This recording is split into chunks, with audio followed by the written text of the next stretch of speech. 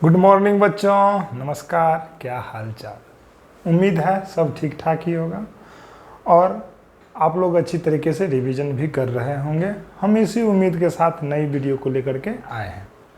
तो पिछली क्लास में हम लोगों ने पढ़ा था दृष्टि दोष।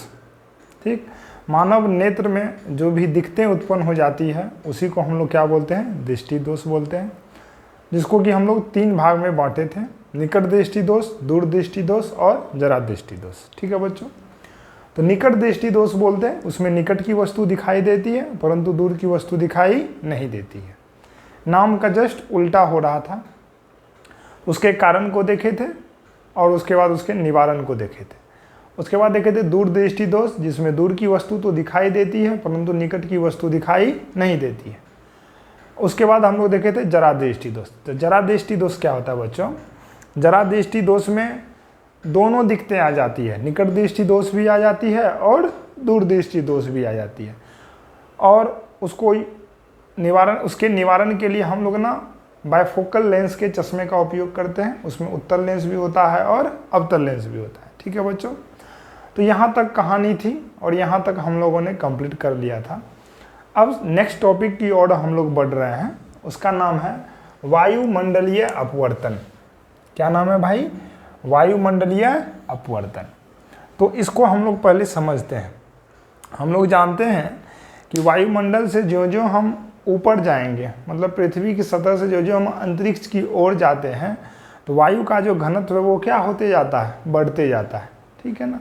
और हम जानते हैं कि वायुमंडल में असमानता है। वायुमंडल में क्या है, असमानता है। मतलब कहीं पे धूलकण ज़्यादा है, गैस की मात्रा ज़्यादा है, फिर ऊपर जाते हैं तो गैस धूलकण कम होते जाती है, फिर और ऊपर जाते हैं तो और कम होती जाती है। और जब हम लोग सतह से बाहर की ओर, अंतरिक्ष की ओर चले जाते हैं तो वहाँ पे हम लोग मान लेते हैं कि निर्वात है। निर्वात इन द सेंस कि वहाँ पे वायु क्या है, नहीं है।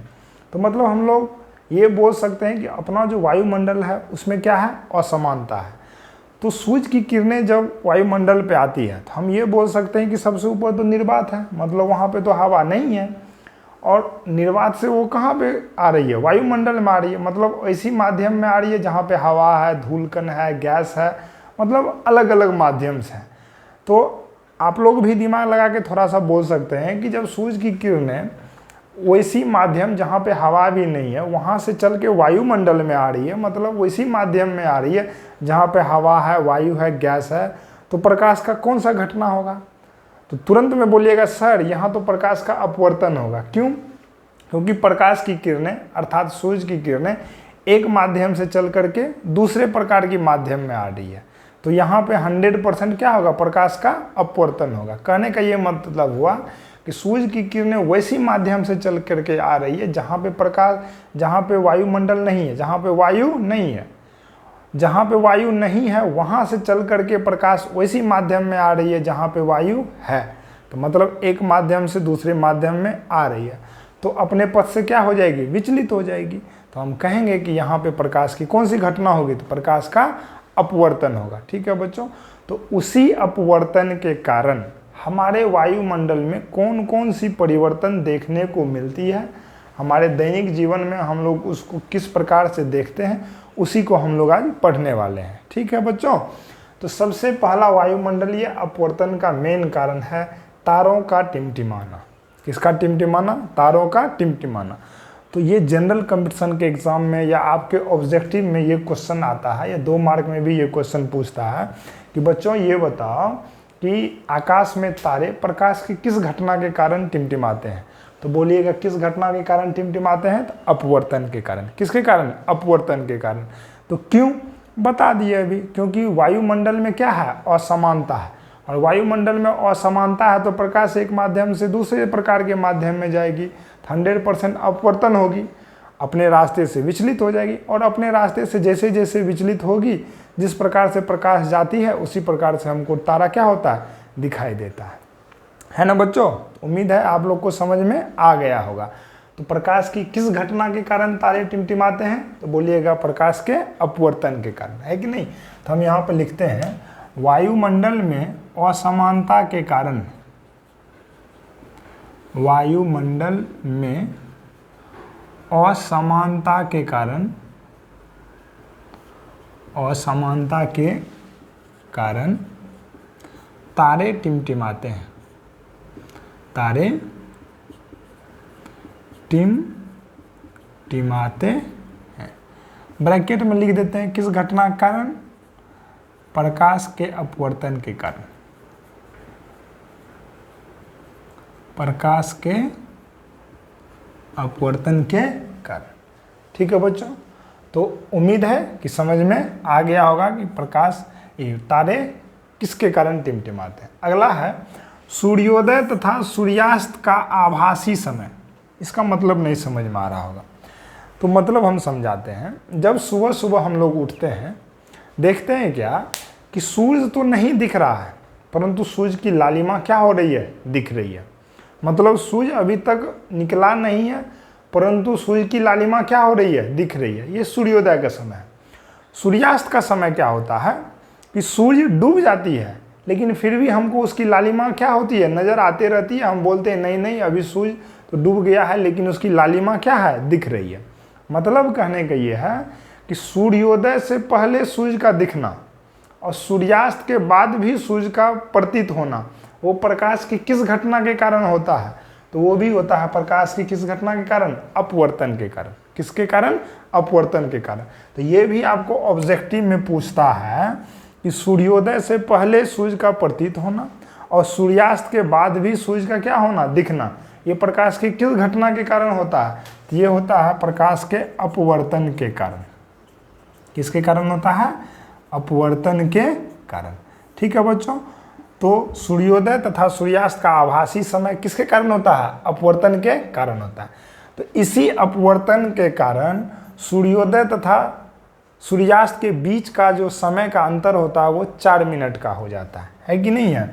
इसी अपवर्तन के कारण, इसी अपवर्तन के कारण सूर्योदय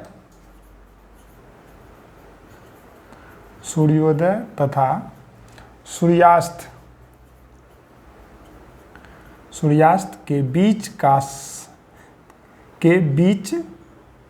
के बीच के समय का अंतर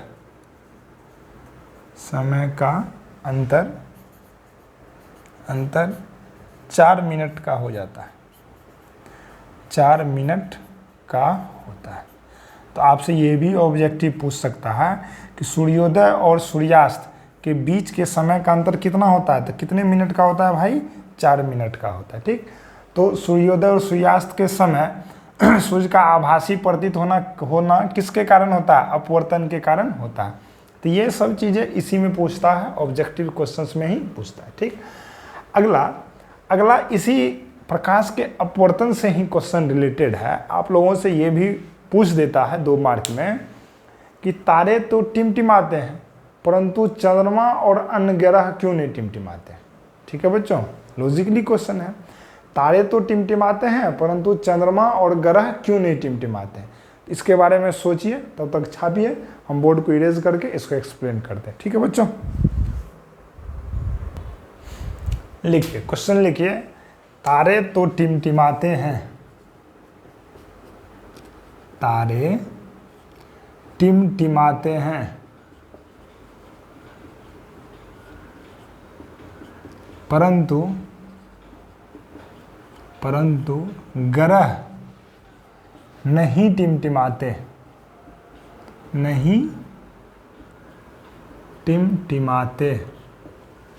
तारे टिमटिमाते हैं परंतु ग्रह नहीं टिमटिमाते, क्यों? ठीक है बच्चों, देखते हैं, पहले समझ लेते हैं उसके बाद लिखेंगे। ध्यान से देखिए, यदि हम लोग तारों और ग्रह तथा चंद्रमा की तुलना करें तो तारे क्या है? ग्रह और चंद्रमा से बहुत ही अधिक क्या है? दूर है। ठीक, जिसके कारण उसका आकार कैसा प्रतीत होता है? बहुत ही छोटा प्रतीत होता है। यदि जब हम चंद्रमा और ग्रह को देखते हैं तो वो तो तारे की कंपेयर में बहुत ही पृथ्वी के क्या है? नज़दीक है, तो वो हमको बड़ा आकार में दिखाई देता है ना बच्चों। तो होता क्या है, इसका आकार तो बड़ा हो गया, तो उससे आती किरणों का विचलन क्या होगा? हमको बहुत ही कम प्रतीत होगा।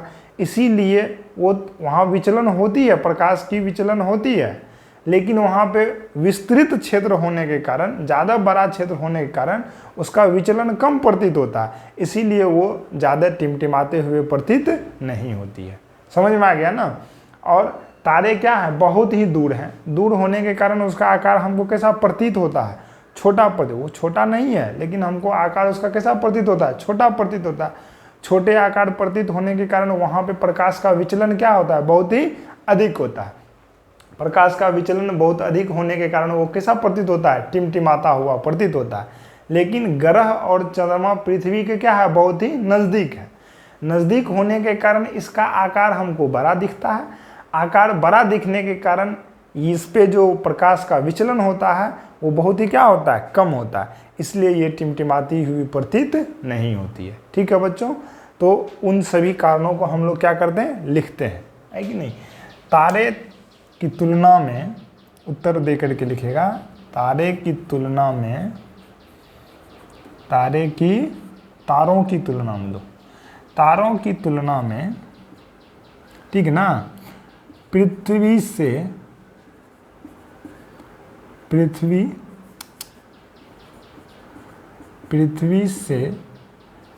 चंद्रमा तथा ग्रह की दूरी, चंद्रमा तथा ग्रह की दूरी कम है, जिस कारण इसका आकार बड़ा विस्तृत पिंड, बड़ा विस्तृत पिंड प्रतीत होता है। कोई दिक्कत नहीं ना।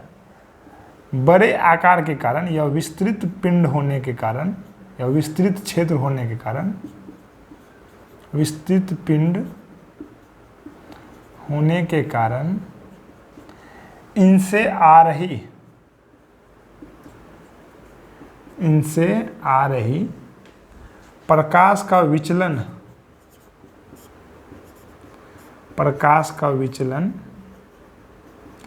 कम होता है।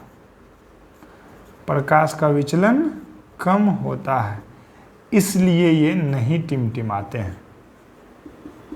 इसलिए ये नहीं टिमटिमाते हैं। इसलिए ये नहीं टिमटिमाते हैं। उम्मीद है बच्चों आप लोग को बहुत अच्छी तरीके से समझ में आ गया होगा कि तारे तो टिमटिमाते हैं परंतु ग्रह टिमटिमाते क्यों नहीं है। तो आप लोग पहला कारण बोलिएगा, किसके कारण, दूरी ज़्यादा होने के कारण। तारों का दूरी ज़्यादा है, ग्रह और चंद्रमा की दूरी क्या है, कम है। फिर उसमें और पॉइंट ऐड करना हो तो बोल दीजिएगा कि दूरी के कारण उसका आकार छोटा प्रतीत होता है, चंद्रमा तथा ग्रह का आकार कम प्रतीत होता है, और आकार ज़्यादा बड़ा होने के कारण प्रकाश का विचलन क्या होता है, कम होता है, इसलिए वो टिमटिमाता हुआ प्रतीत नहीं होता। उम्मीद है आप लोगों को समझ में आ गया होगा। तो अब हम लोग नेक्स्ट टॉपिक की ओर बढ़ते हैं, प्रकाश का वर्ण विक्षेपण। किधर की ओर बढ़ते हैं भाई, प्रकाश का वर्ण विक्षेपण। आप लोग इसको छापिए, बोर्ड को इरेज करते हैं।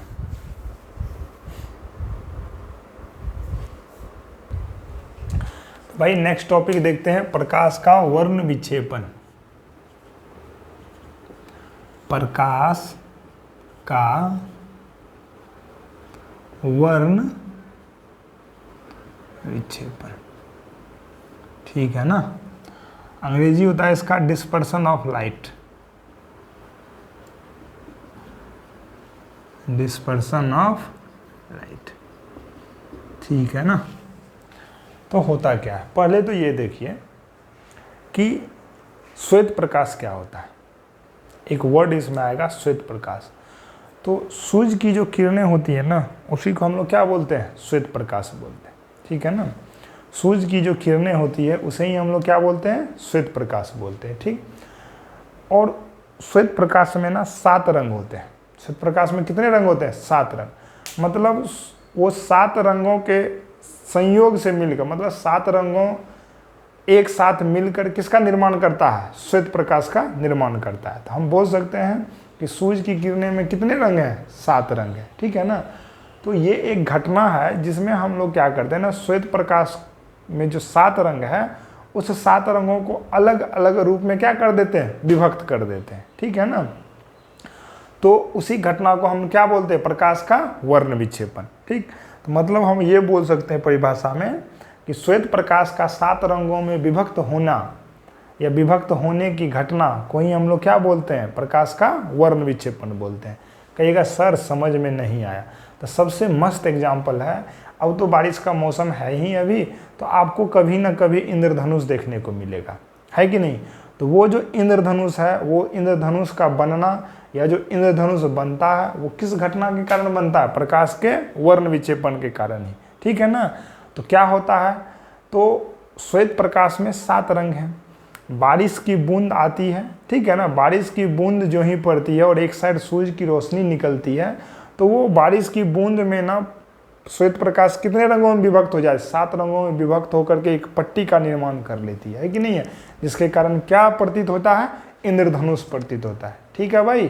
तो वो किसका एग्जाम्पल है, प्रकाश के वर्ण विक्षेपण का।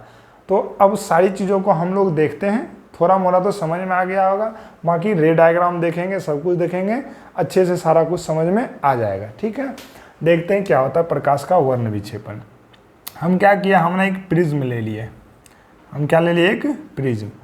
प्रिज्म क्या होता है, एक पारदर्शी 3 ओर से घिरा हुआ सतह होता है, मतलब शीशा का ये बना हुआ क्या है, एक मान लीजिए त्रिभुज है शीशा का, मतलब जिसको इधर से उधर हम क्या कर सकते हैं, देख सकते हैं, उसे ही क्या बोलते हैं, प्रिज्म।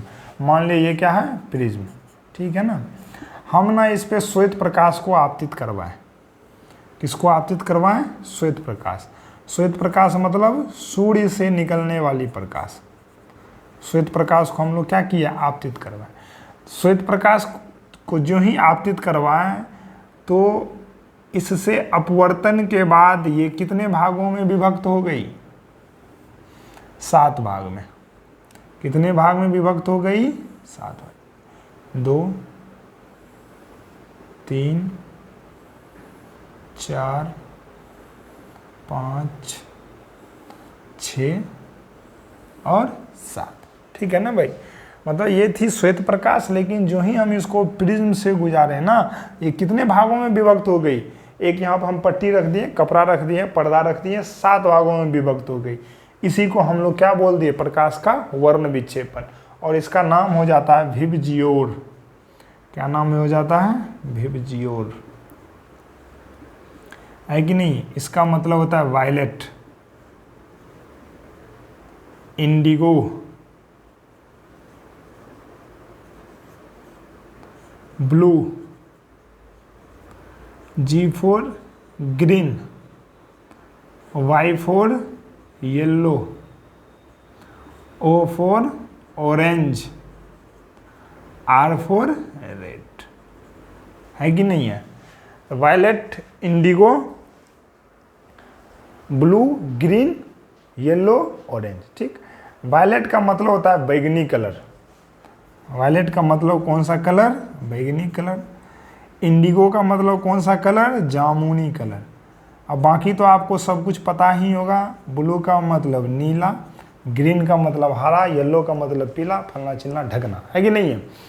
तो क्या हुआ, अब हम लोग परिभाषा लिखते हैं। ये बात समझ में आ गई कि श्वेत प्रकाश थी, प्रिज्म से होकर के गुजारे, तो ये कितने रंग में विभक्त हो गई, 7 रंगों में विभक्त हो गई। इसी घटना को हम लोग बोलते हैं प्रकाश का वर्ण विक्षेपण। कहने का ये मतलब हुआ, श्वेत प्रकाश का परिभाषा अब हम लोग लिखते हैं, है कि नहीं है परिभाषा।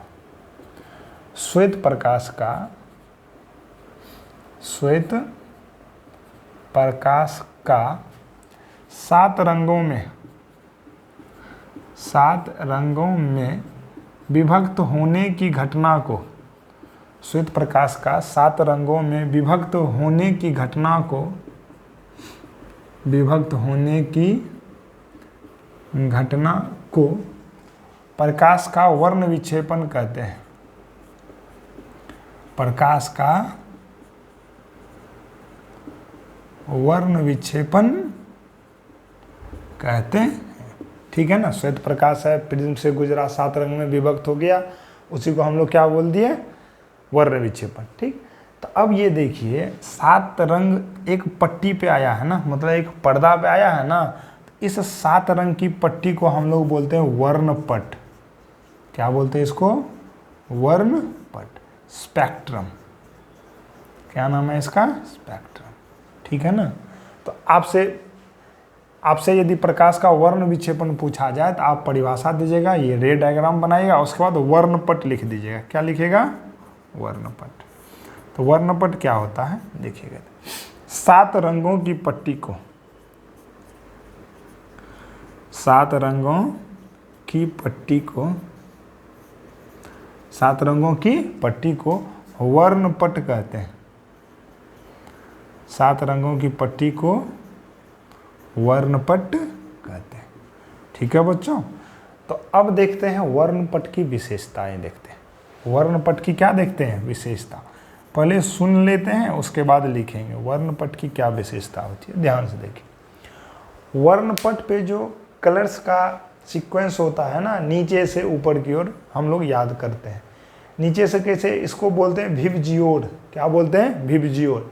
विबजियोर मतलब V for violet, I indigo, B blue, G green, Y yellow, O orange, R red. ठीक है ना। अब ध्यान से देखिए क्या होता है इसमें। आप देखिएगा श्वेत प्रकाश से 7 रंग निकला, तो सबसे अधिक कौन सा प्रकाश मुड़ा है? तो कहिएगा सर सबसे अधिक बैगनी मुड़ा है।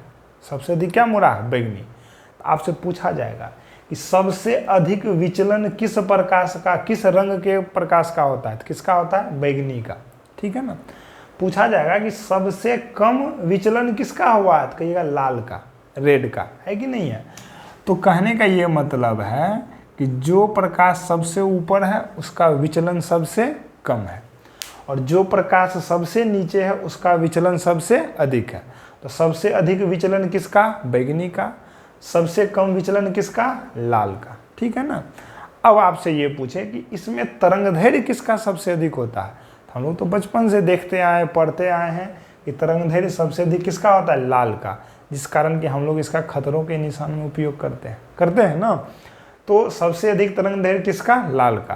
तो अब वहाँ से एक और कंसेप्ट आता है कि जिसका तरंगदैर्घ्य सबसे अधिक होता है उसका विचलन सबसे कम होता है, और जिसका तरंगदैर्घ्य सबसे कम होता है उसका विचलन सबसे क्या होता है? अधिक होता है। ठीक है भाई। तो यहाँ से 3-4 विशेषताएं आ गई। सारी विशेषताओं को हम लोग लिख लेते हैं। है कि नहीं है? यहाँ पे पहला विशेषता क्या लिखते हैं कि लाल रंग का विचलन सबसे कम होता है। लाल रंग का विचलन,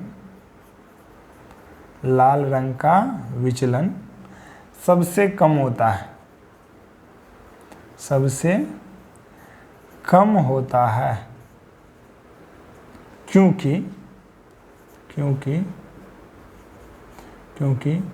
उसका तरंगदैर्घ्य, क्योंकि उसका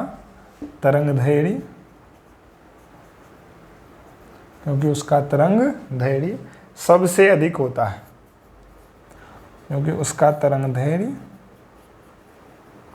सबसे अधिक होता है। ठीक है बच्चा?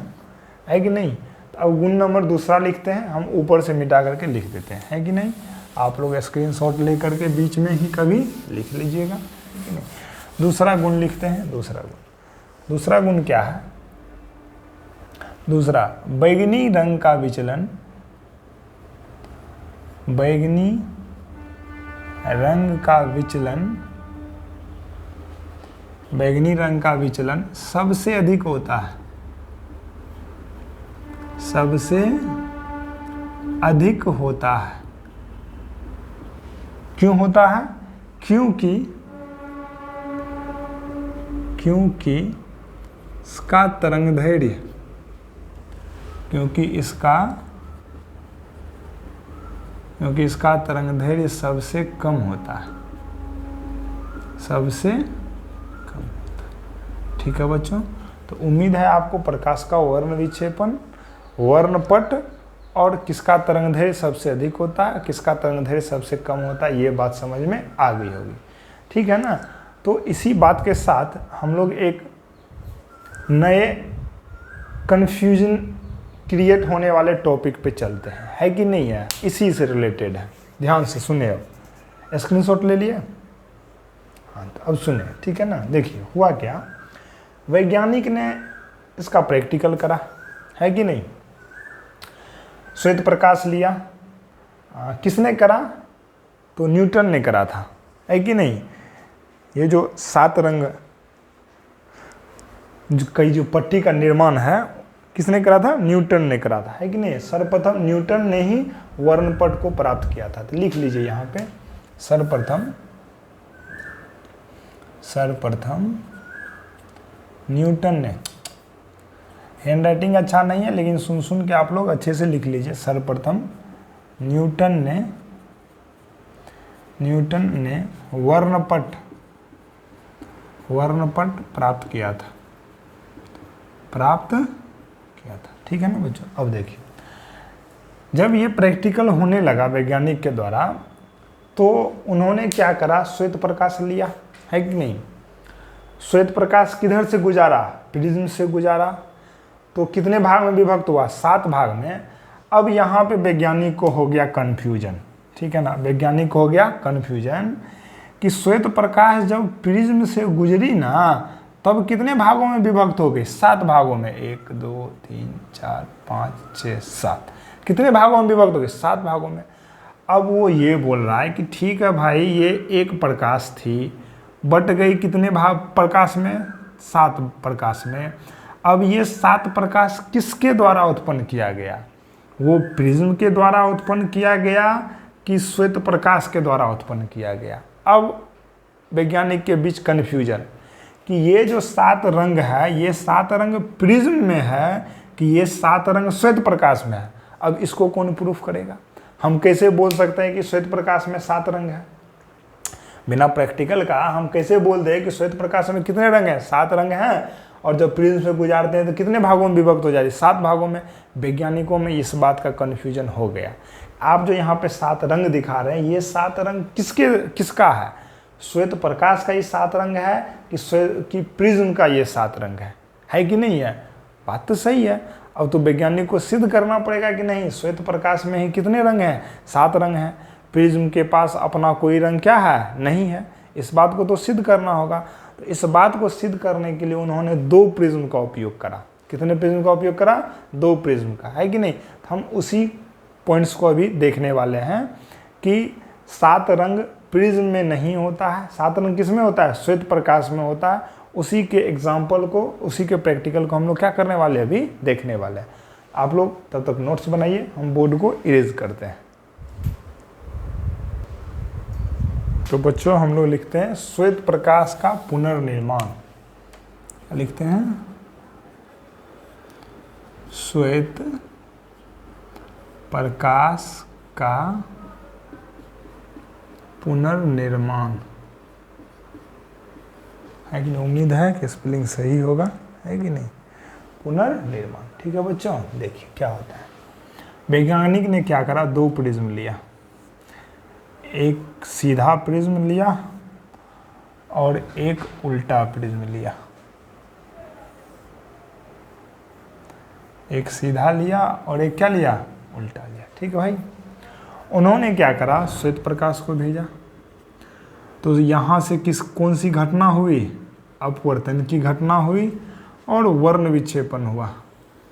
और क्या हो गया, वर्ण विक्षेपण हुआ। ठीक है ना। और वर्ण विक्षेपण होकर के इस तरीके से होते गया। यहाँ से एक और किरण ले लेते हैं, है कि नहीं। और अपवर्तन की क्रिया मतलब एक माध्यम से दूसरे माध्यम में गई। तो जब हम 2 प्रिज्म लिए ना उल्टा, तो देख रहे हैं कि 2 बार वर्ण विक्षेपण की क्रिया हुई और फाइनली हमको क्या प्राप्त हो गया, श्वेत प्रकाश प्राप्त हो गया। क्या प्राप्त हो गया, श्वेत प्रकाश। क्या प्राप्त हो गया, श्वेत प्रकाश। ठीक है ना। तो हुआ क्या, यहाँ से हम श्वेत प्रकाश लिए, क्या लिए, श्वेत प्रकाश। ठीक, एक प्रिज्म लगाएं और ये प्रिज्म ने क्या करा, 7 रंगों में विभक्त कर दिया। यहाँ पे 7 रंग है, 2 ही लेकर के हम एग्जाम्पल दिखा रहे हैं।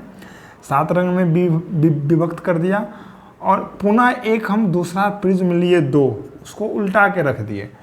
उन्होंने क्या करा कि ये जो 7 रंग में विभक्त हो गया था उसको फिर से क्या करा, सब ऐड करके पुनः क्या निकाल दिया, श्वेत प्रकाश निकाल दिया, है कि नहीं है। तो इससे यह बात सिद्ध हो गया कि प्रिज्म में रंग क्या होता है, नहीं होता है।